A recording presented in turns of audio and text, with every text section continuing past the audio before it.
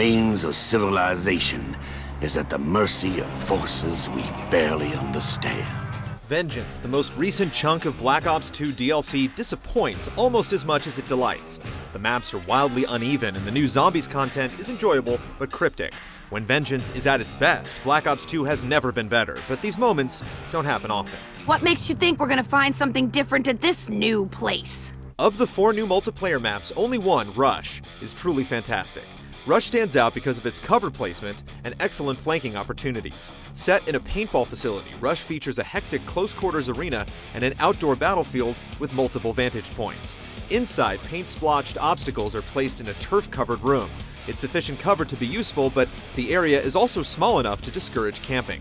Additionally, there's a side window where smart players can pick off those already engaged head-to-head. We set up camp here. The outdoor section is even more fun. A central area sits between 2 elevated platforms. From the platforms, it's incredibly easy to pick off helpless players below. However, a long hallway connecting the platforms as well as a ramp on both sides leaves ample room for flanking. Being able to finally control a platform brings as much anxiety as it does relief. You'll constantly check your back while earning multiple kill streaks. Rush is not only a highlight of the DLC, but one of the best maps in Black Ops 2.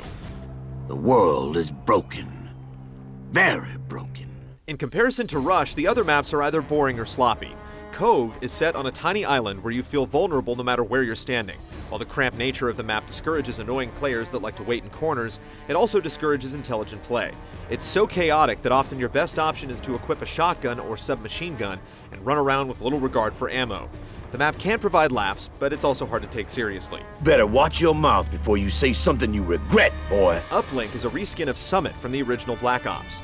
There's little to say other than the map is the same as it was then. Whereas Summit featured a snowy mountaintop, Uplink has a generic futuristic look with little bit bland corridors. Considering the last DLC turned an old map into a Hollywood studio complete with aliens, dinosaurs, and pirates, Uplink is a letdown. I think I remember. A town. Detour is another wasted opportunity. The idea of the map is sound, a long central path for medium to long-range combat connected to 2 side paths for more intimate fights.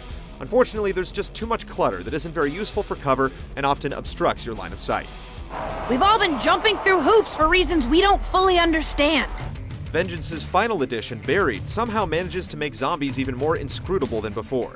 In addition to fending off wave after wave of the undead, the new map also has an alcoholic giant, haunted house, and a variety of other secrets. It's all very clever, but figuring everything out requires trial and error.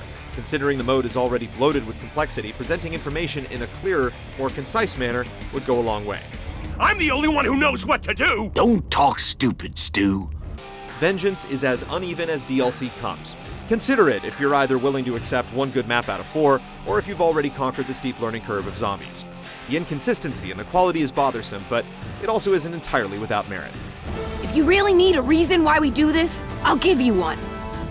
We do it because doing something, anything, is better than doing nothing.